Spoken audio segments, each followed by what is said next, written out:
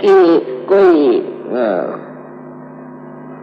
धार्मिकता का वो झंडा लेके चले या कुछ नहीं। धर्म अपने अंदर होता है। जब तक वो जागरूक नहीं होता, किसी भी धर्म का नाम लेना बिल्कुल व्यर्थ बात है। कोई हिंदू हो, चाहे मुसलमान हो, ईसाई हो, कुछ भी हो, वो हर तरह का पाप कर्म कर सकता है। उसको कोई धर्म रोकता है? कोई रोक नहीं सकता।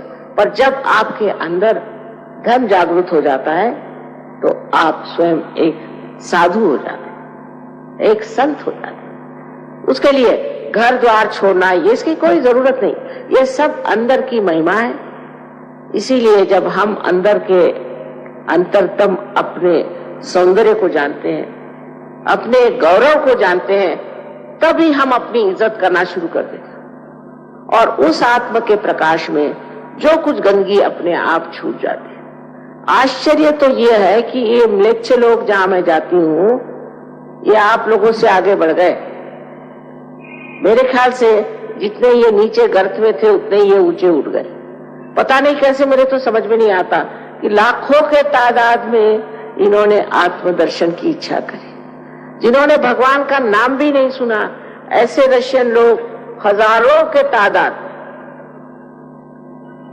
और उन्होंने मुझे जैसा पहचाना, मुझे आश्चर्य उनका भी होता है।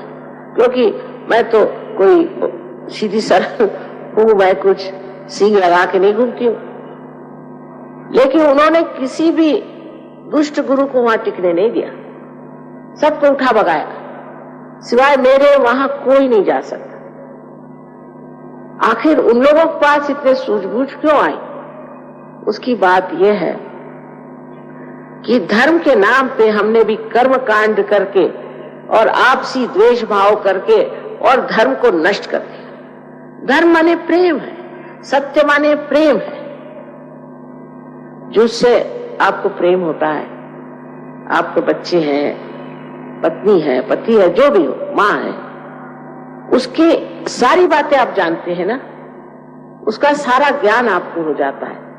उसी प्रकार ये जो आत्मा का दर्शन है, इसमें आप समझते हैं कि आप प्रेम का सागर हैं, और इस प्रेम के सागर में डूबने का जो मजा है, जो आनंद है, उस आनंद के उपभोग के बाद फिर आपसे नफरत नहीं होती। आप सबको माफ करते चलते हैं और नफरत अपनी खत्म हो जाती है।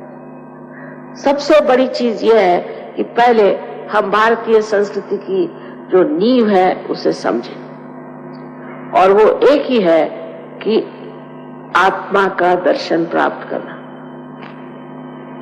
सारे धर्मों का भी यही कहना। कौन सा धर्म जो नहीं कहता है?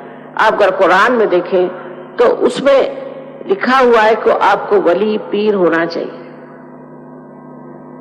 आप बाइबल में देखिए तो बिल्कुल सेल्फ नॉलेज की बात की है।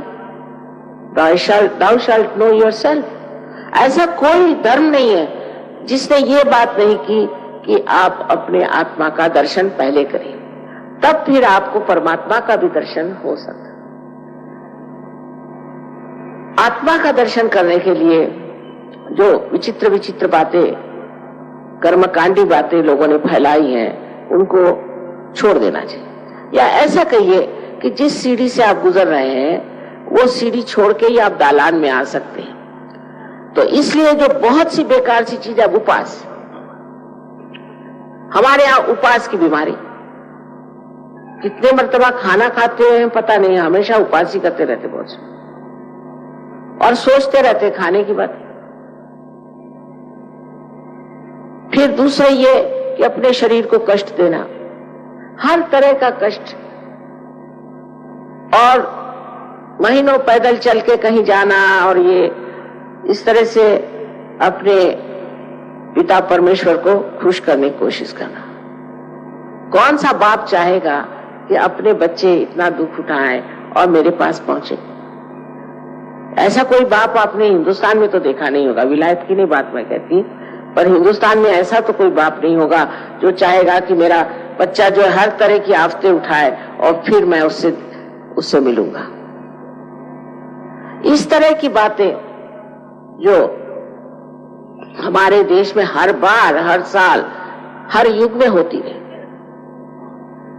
सो नानक साहब ने साफ कहा है, सहज समाधि लागो। समाधि जो है सहज में मिलती है, सर के बल खड़े होने से, उपवास करने से, दुनिया भर के कर्मकांड करने से नहीं, पर सहज में आपको समाधि लगती है।